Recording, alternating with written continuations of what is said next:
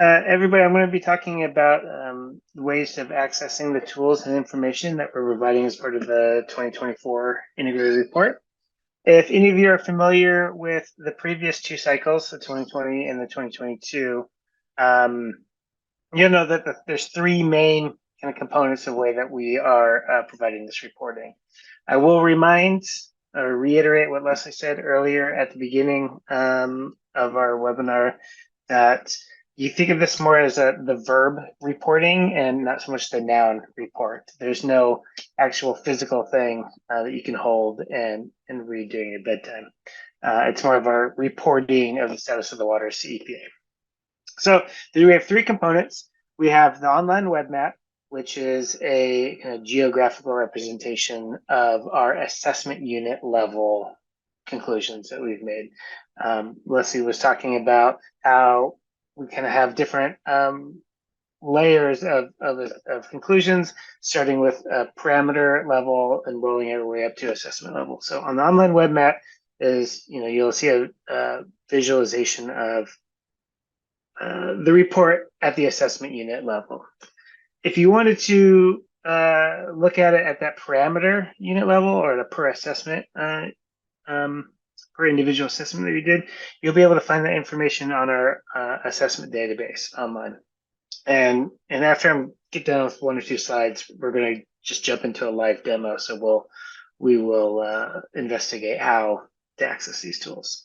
And then the third aspect is we have a story map that kind of outlines, reiterates our assessment methodology and how we have separated our water bodies into assessment units and kind of what the process is for reviewing and all these tools.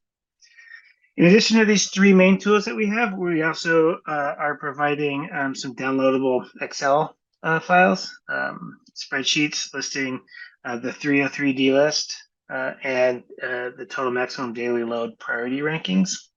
So in this list, you'll see that there'll be a spreadsheet of all of the assessments we've done at a parameter level that have assessed down to impaired and that don't already have a TMDL or other sort of cleanup plan associated with them. So these would be our category 5 water bodies. And then additionally, we provide where they fit into our TMDL development prioritization. Are they high priority, something that we're going to get to in the next few years, medium priority, or low priority? And then we also have another spreadsheet that outlines all of the proposed delistings that we have. And then additionally to all that data, we have just a ton of fact sheets, FAQs, various explainer documents that are on our website that you can read through and get a greater understanding of the processes used to generate the information. And we also have the 2024 assessment methodology itself, which does list for each parameter how we go about doing the assessment, as well as how do we collate the data and how do we, what the whole process is. In our 2024 assessment methodology, we have, I want to point out these series of appendices here. Primarily appendices C down. And so these are what Kagan was talking about, the ocean acidification and hypoxia write-ups, kind of how we went about doing those assessments, as well as the aquatic trash and the way that we did the bacteria assessment for water contact recreation.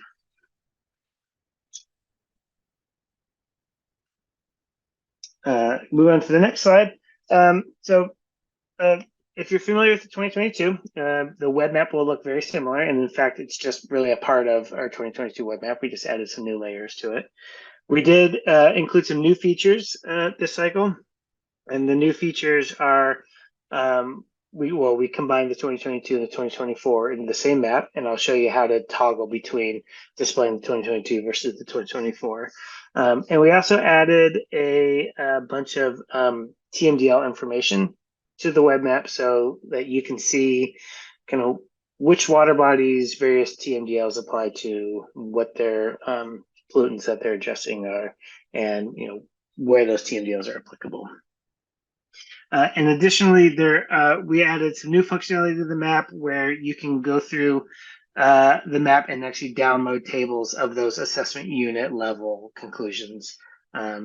This has been requested from some groups that incorporate our information into their own processes and wanted a way of kind of bringing in those assessment unit level conclusions into their own work processes. Our online database, like I said, this is our parameter level assessment. What's new from the last cycle, from the 2022 cycle, is we have a new field where we'll describe how the status has changed from the last cycle to this cycle. So if it's gone from attaining to impaired, we'll be able to call that out. Or if the category stayed the same, we'll be able to identify. It's a lot easier to see what happened between 2022 and 2024 than it has been in the past. We also are including some more TMDL fields where we can see, again, what TMDLs are applicable.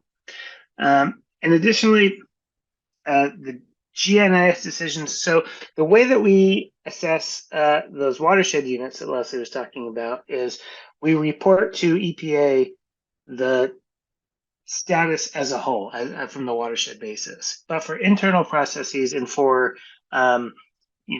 implementation, then when we go to implement various plans and permit requirements and all that, we actually keep track of which water bodies within those watershed assessment units have assessment conclusions for them, assessment decisions, and whether or not they're individually attaining or impaired for certain parameters. Before, there was no way of looking that up in this database. You had to do it solely through the map, and now we've rolled that into the online database so that you can see both the parameter level assessment for the AU, for the watershed AU, as well as each individual assessed water body within that watershed AU. And those are delineated by the NHD, National Hydrography Data Set, GNIS field, which I think stands for Geographical Name Information System. If it's not that, it's very close to that. Additionally, before we had the ability of filtering the data down by administrative basin, and now we've also added a bunch of hydrologic unit code capabilities in there. So if you wanted to kind of really dial in what you're looking at, you can do it. And again, I'll walk through all of that. Once you're on the water quality assessment page, we're going to be looking in the draft integrated report section, since this is still a draft product. If you wanted to see information about, we can't see it, but right here it says EPA approved integrated report. That's where you'll find the current in effect information. So from here, I'm just going to do kind of a live demo. We're gonna click through some tools and we're gonna see, and we're gonna hope that it all works well.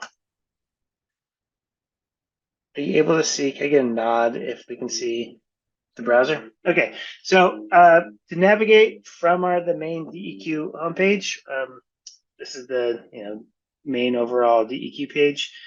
To get there, we're gonna go to water quality home, water quality assessment. And then right here, we need to the draft integrated report. Or additionally, you can do what I do, which type in Oregon DEQ integrated report and get there the same way, draft integrated report. So those on this page, you can see we have information about when the assessment period or when the public comment period is open until, how to submit public comments.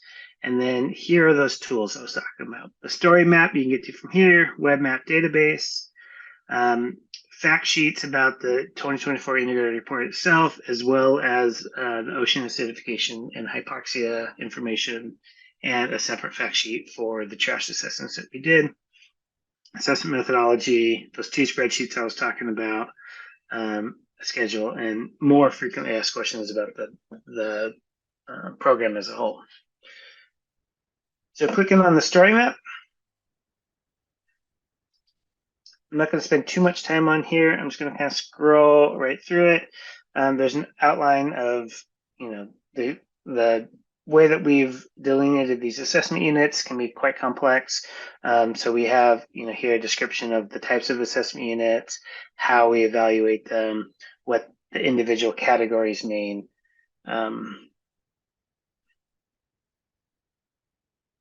How to review non-watershed assessment units, those river, stream, or water body ones, as well as how to review the watershed unit. So I'm not going to spend too much time on there.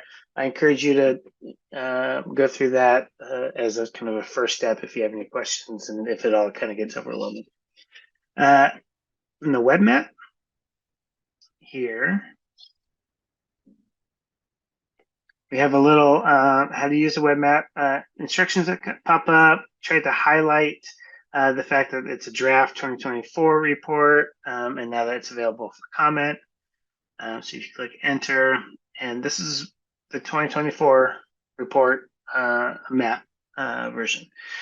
How to navigate through here is we have, this is the map itself. Anything that's purple is impaired for one or more parameters. So like Leslie was saying, we have just about 150 different parameters that we assess for.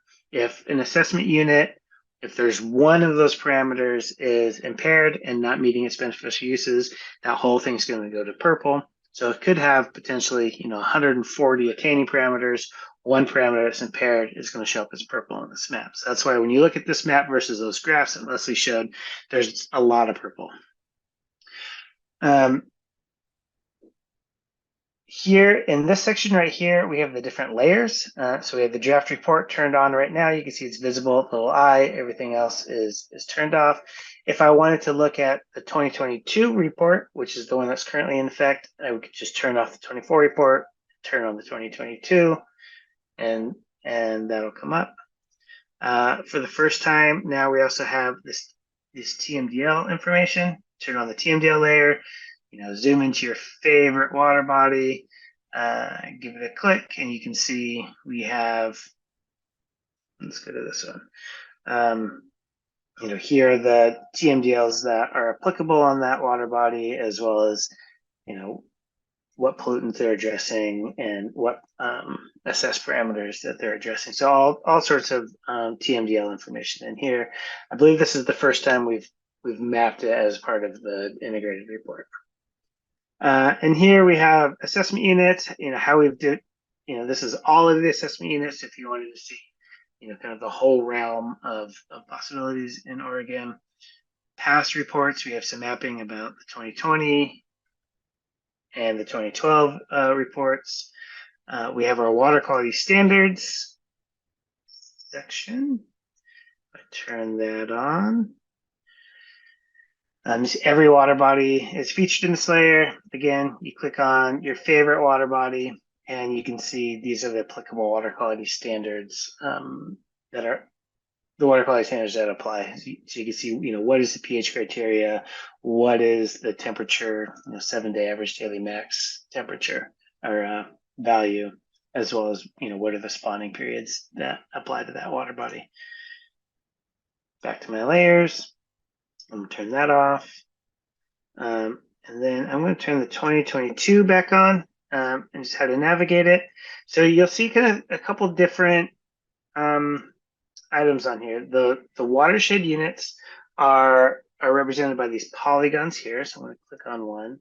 So this would be a watershed unit here. You can see it's got that ORWS prefix right here. So you click on a feature on this map and you get this pop-up with the assessment unit ID, the name of it, a brief description, its overall status. Again, if it's got one impaired parameter, it is labeled as impaired. These category 5 and category 4, these are the impaired parameters, these are the attaining parameters, and these are the insufficient parameters. Zooming in, you can see on these watershed units, the dashed lines represent those GNIS named water bodies or those assessed water bodies. So on the map, the dashed lines are how we're keeping track of the different assessments within that water body. So you can see on this one, in addition to kind of having this assessment unit level, we can go to these individual water bodies. Click on this one. This here, Willow Creek. is impaired for biocriteria, but not for, let's say, alkalinity or copper. Those are unassessed for this individual water body. Contrast that with this one up here, which is actually attaining. This one has an overall status of attaining, and it's attaining all of these pH, alkalinity, and nitrates in that water body. So you can kind of see how once you dive into these watershed units, you kind of start to see, well, you have some attaining, you have some impaired for various parameters, and so we keep track of that on a per watershed basis or a per water body basis. Those rivers and stream units are identified by these solid lines here, which you kind of have to get real careful to click on. And just because that river stream unit is inside of this watershed unit, they're assessed completely separate. We're not bringing in any information from that watershed unit into that river stream unit. So clicking on this river stream unit, you see we have a very similar pop-up. You can see it's a river stream unit by the ORSR prefix on the assessment unit ID. You know, this one happens to be the Tualatin River. Here's the 4 and 5 impaired parameters, and here all the long list of attaining parameters, as well as the insufficient parameters. Once you get to a certain zoom level, the individual monitoring locations start showing up, so you can kind of see where you've had what locations are contributing data to each water body here. And this is when I'm kind of searching for data. This is really my first stop, you know, is coming in here. Up here, we have a search bar. You can search for an assessment unit itself, or you can search for a place or a water body name through the search bar here. I'm going to go back. And I'm going to open up the online searchable database itself. So this is our parameter level assessment here. In here, we have instructions, kind of how to use this tool. In addition to what it's going to bring up a table that has information about each individual parameter assessment you did. This section right here lists all the columns in that table and what do they represent. And then here in this final AUCAT, that's the final that's the assessment unit category that we will be reporting to EPA. And here's what those categories mean. So category 2 is it's attaining for that water body or for that assessment unit pollutant.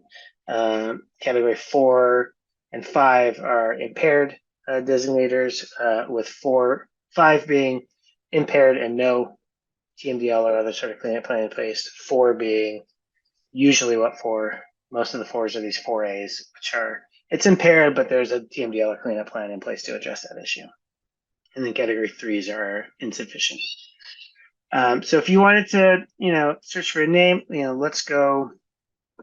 You know, let's go back to the map. Let's find a good one. Let's go back to this one. We'll do the Huck 12 surrounding Beaverton Creek right here. You can just go and you can copy that assessment unit ID, drop it right into there, and hit filter. And you can see all of the different, on a characteristic name, all of the different assessments we did. So alkalinity, ammonia, aquatic weeds. Let's find an interesting one. How about copper? So you see here's the assessment unit ID, copper, that's category 5. I guess let's do the top one. It's category 5, which means this is impaired. Now we're at alkalinity. Here is a rationale of kind of all the different assessments we did from it. Scrolling over, the status change, it went from attaining to impaired. It was last assessed in 2024. And it was first listed in 2024, so this cycle, and then this is kind of the previous rationale. So you can kind of see the difference between this cycle's rationale and the previous rationale. And it is in the Willamette OWRD basin. But now for the first time, if you wanted to look at those individual water bodies, we can click on this little arrow here, and you can see we have alkalinity assessments for 1, 2, 3, 4, 5, 6 different water bodies within that assessment unit. Looking at the categories, looks like Bannister Creek is impaired, and everything else is either attaining or insufficient. So it's this listing, this assessment right here, that's driving that category 5 listing. So 2 excursions with 3 samples.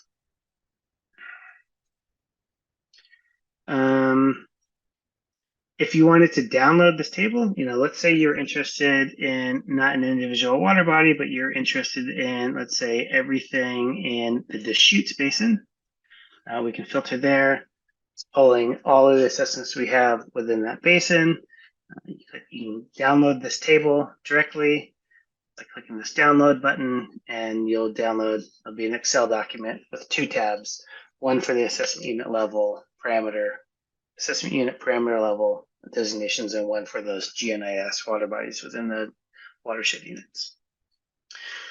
From here, you can also download the raw numeric data that we used for assessment. So you click on this tab up here, and you get another search bar. So you can enter in an assessment unit. Let's go with that one.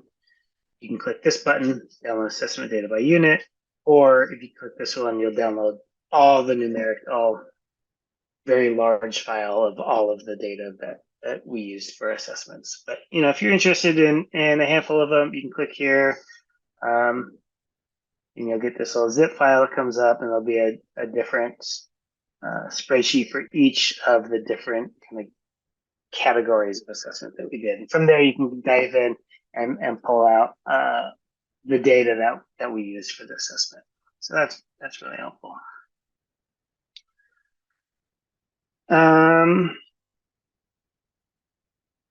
Yeah, and I think that's it.